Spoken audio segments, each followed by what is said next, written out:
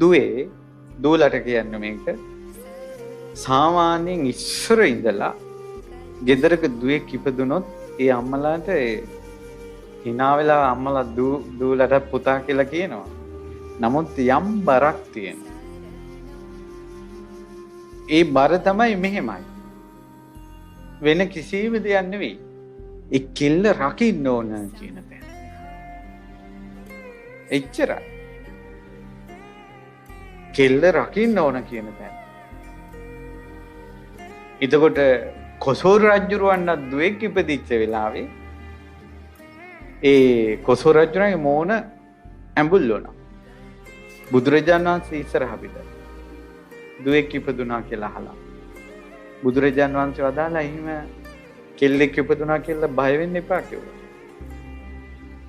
ගුණ ධර්ම වලින් යුක්ත අහිංසක ගෑනු ළමයිට පින්වන්ත පුතාල උපදිනවා. ඒ නිසා සෑම හොඳ මිනිස්සෙකුටම අම්මා කියලා කාන්තාවක් වෙනවා. ඒ නිසා උපදින යහපත් දරුවෝ ගැන සිහි කරලා දුවෙක් සතුටින් බාර ගන්න ඕන කියලා. දැන් මගේ සීයා මගේ අම්මා ඉපදුන වෙලාවේ මාව දැක්කන. මගේ මොනබුරෙක් මහාන වෙනවා කියලා. ඒ මොනබුරා බිහි කරන්නේ මගේ දුව කියලා. එදාට ඒ සීයා සතුටු වුණාට වැඩිය 100,000 ගුණයක් සතුටු වෙන්න බැයිද? පින්වන්ත දරුවෝ උපදින දූලා හොයාගන්න ක්‍රමයක් බුදුරජාණන් වහන්සේ වදාළා. බුදුරජාණන් වහන්සේ වදාළා ඉස්සර එක උනේ මෙහෙමයි. ඒ තමයි මේ ලිච්ඡවි රජුරවණ්ඩ මහරජුරවණ්ඩ හිටිය බිරිඳ ගොඩාක් කළුයි. ඒ වගේම ගොඩාක් මහතයි. මහතයි කළුයි. ඉතින් රාජ සභාවේ කසුකුසුවක් යනවා. මේ රජුරන්ගේ ඇස් පේන්නේ නැද්ද දන්නේ අම්පා. බුදුරජාණන් වහන්සේටත් කවුදෝක කිව්වා. බුදුරජාණන් වහන්සේ වදාලා ඔය රජුරෝ සසරේ ඉඳලම රූපෙට වැඩි දෙයක් හොයනවා කියෝ. සංසාරේ එක්තරා රජ කෙනෙක් රාජමාලිගාව ඉඳලා ඈත බලාගෙන ඉන්නකොට මහාත කළු කැත ගෑනු ළමයි මොන ආයත් විස්තර කරනවා මහාත කළු කැත ගෑනු ළමයි ඈත යනවා. ඒ ගෑනු ළමයා ඈතට ගිහිල්ලා ඒ ගෑනු ළමයාට කැසිකිලි කරන්න අවශ්‍යතාවයක් ඇතිවුණා. මේ කෙල්ල ගොඩාක් වටපිට බැලුවා. වටපිට බලලා තමන් ඇඳගත්තු වස්ත්‍රේ අපි කියමු චීත්තයක් කියලා. චීත්තෙන් ඇඟ වහගෙන පාත් වුණා. අහල බල කවුරුත් නැහැ.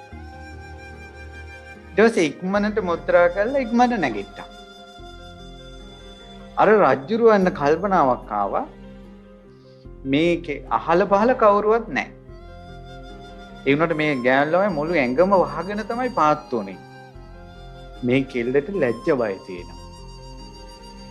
අනිත් එක තමයි ඉක්මනට වැසිකිලි කැසිකිලි කරලා ඉක්මනට නැගිටින්නේ ඒ ගෑනු ළමයාගේ ගර්භාෂය නිරෝගී කියන එක. ලැජ්ජ බය තියෙන ගර්භාෂය නිරෝගී කාන්තාවකට පින්වන්ත දරු උපතක් වෙනවා කියලා අර ගෑනු ළමයා ගෙන්නලා මේ විවාහ කරගත්තා. අභිෂේක කළා. අග්‍ර මහේශිකාව බුදුරජාණන් වහන්සේ දේශනා කරනවා පින්වත් මහණෙනි ඒ කාන්තාවට ඉපදුන දරුවා පුතේ සක්විති රජ වුණා කියලා. සක්විති රජ වුණා. ඒ නිසා දූලා ලැජ්ජ බය කියන එක පුරුදු කරනවා.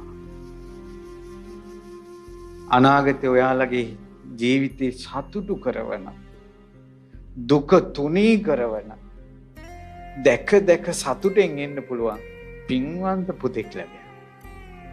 ලැජ්ජ බය වැඩි නම් අනිත් එක වැසිකිලි කැසිකිලි කරන්න ගිහිල්ලා පැය ගණන් ඉන්නේ කී. පැය ගණන් කල්පනා කර ඉන්න එක පුහුණු කරන්න ඕන. මොකද සමහර අය පුරුදු වෙලා බාත්රූම් එකට ගිහිල්ලා වොෂ්රූම් ගිහිල්ලා ටිකක් වෙලා ඉඳගෙන ඉඳලා කල්පනා කරනවා යා. ඒකට අද කියපු ජාතක කතාව මතක තියාගන්නවා. ලෙඩෙක් කියලා නැගිටින්න ඩුක් ගාලා. මම කියන්නේ ගියේ ගෑනු ළමයෙකුට ගෑනු ළමයෙක් ඉපදුනාට පස්සේ බරක් විදියට කෙනෙක් සලකනවා නම් ඒ කෙල්ල රැක ගන්න ඕන නිසා.